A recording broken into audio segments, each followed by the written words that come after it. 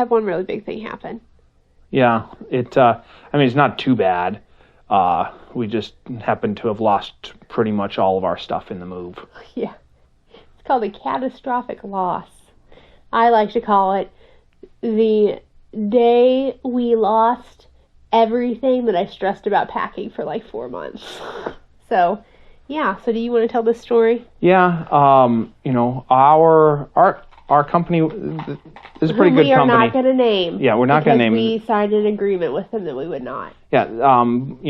They've been very helpful in terms of all the paperwork and everything like that. And the guys, when I talked to him when we first found our stuff, he's like, okay, this is what you need to do.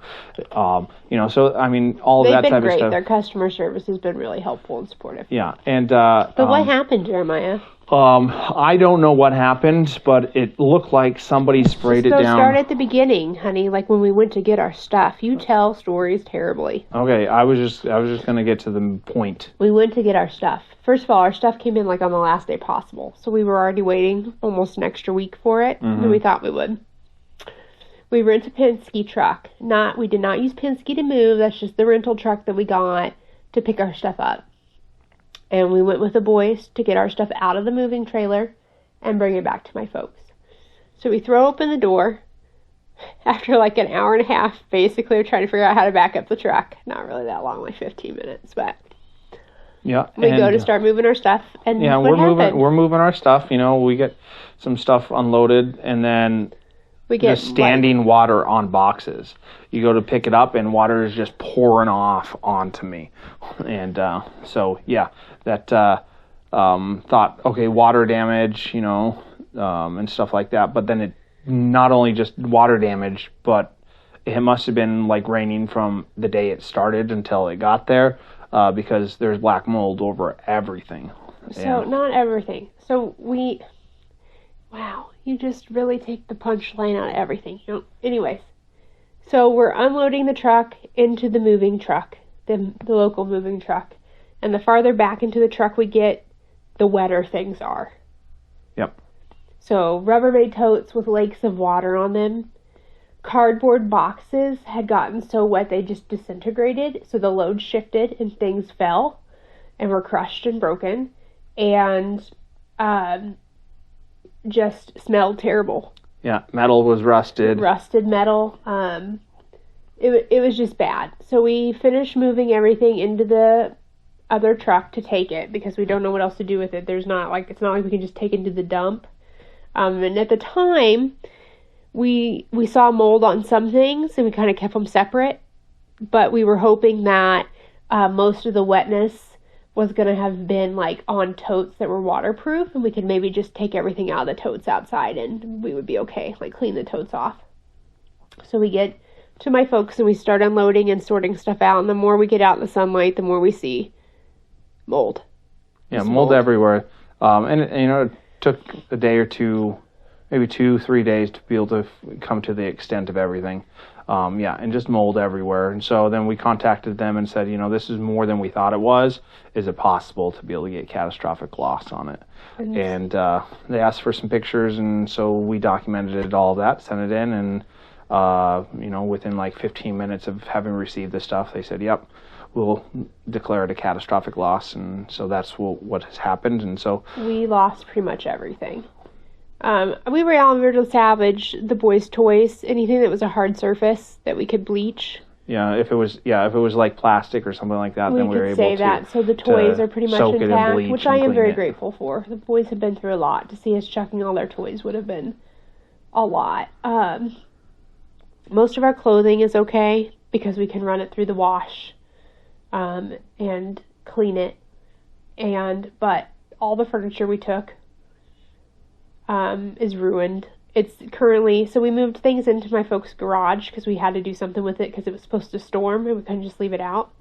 And we were so exhausted because we moved the two of us by ourselves because everybody was at work. It was in the middle of the week. My family are all pretty much essential workers, so we didn't have help until the evening when my dad got home and he helped us finish. And we thought we were in the clear because we thought we had pulled everything out that was moldy, But my stepmom is extremely allergic to mold, which we did not know. They did not tell us as we were unloading, which I wish they had, because we would have probably just let everything sit out in the rain and been done with it. But we moved it into the garage, and she started feeling really sick. So we ended up spending an entire day just ripping everything out. We pulled everything out of the garage and unpacked it all outside. And by the time we got done doing that, it was pretty obvious that everything was bad. So, yep, and so we've been doing with that mold kits in the house and filters and duct cleaning and ionization stuff added to the HVAC and all that type of stuff. And I think it's helping. Yeah, and I think I don't think that there will be a mold problem at the house.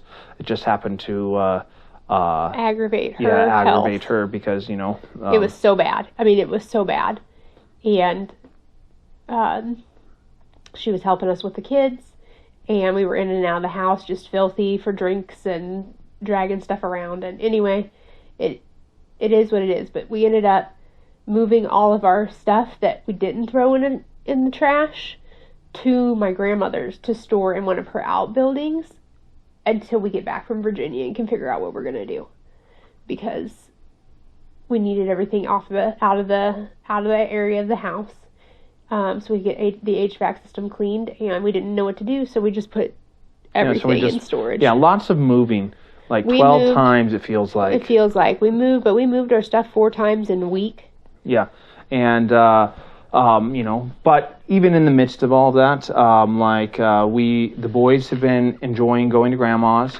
Grandma Bonnie's. Yeah, Grandma Bonnie's. They get to play there. She gives them sweet tea and lemonade and cookies and brownies, all the things that a good grandma does. And JP tries to help cleaning in the garden, weeding in the garden. He just runs through the garden screaming. Yeah, and pulling at stuff. They got a big park in the area, and the boys have been riding bikes, and we've been taking Bumblebee for walks. And Papa has a big old driveway. They've been riding their bikes and their scooters, and Enoch's gotten way better on his bicycle. He's awesome. He can ride. He basically doesn't even need training wheels at this point. I think we could probably turn him loose without, and he'd do it. And JP has been outside so much that his hair has turned bleach blonde, essentially, and he's graham cracker brown. He's just golden. Yeah, we're all pretty tan, actually. But yeah, so the stuff with the moving company and the mold, that took probably 2 weeks. So literally we're busy with it right up until basically we came here. Yeah, it has been a big stressor for us in terms of that type of stuff. Still doing interviews and applications and driving around introducing selves at businesses, and so it's been a lot, and trying to find a church. Yeah, there's like a billion to choose from. But where do you start when you don't know anybody? How do you start looking, and then you can't talk to people that you've met at school or at work? What was I going to say? Yeah, and you don't know because you're just taken off into the next topic. Yeah, like one to the next. Okay, so physically right now we're in Virginia. We came out here Monday, and it's Wednesday. I think Jeremiah already said that. Yep. What is Virginia? Virginia is a state.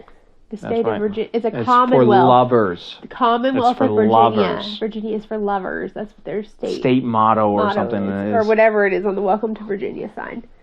We drove out here with the boys. It was a 12-hour drive, so it took us 16, 17 hours to get here. Yep. And the boys did great. Enoch crying because he didn't want to move again. Yeah. And trying to be able to communicate to him that we're not moving, but then we get here and we get retreat that's provided for by the denomination, and we are receiving counseling while we're here, ourselves and the boys, and so you stay on the campus, and it's apartments. So we get here and we worked really hard to convince Enoch we weren't moving again, and we're in an apartment. So. A fully furnished apartment. It only took him about 3 minutes of being here. I don't want to move back to Missouri. I love Virginia. Yeah. Virginia is my favorite. I want to stay in Virginia. So, yeah. So we are on the Burt Combs Mountain View Expressway in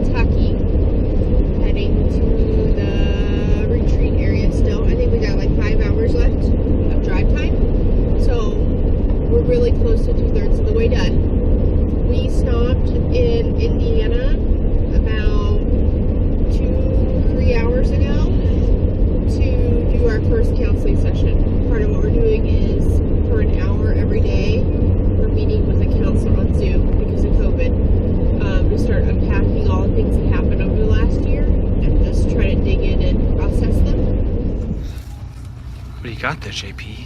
What do you got? JP, what do you got? You eating a banana muffin? What about you, Emmanuel? I'm eating this. Oh, a Cliff Bar? Macadamia nut with white chocolate. What about you, Enoch?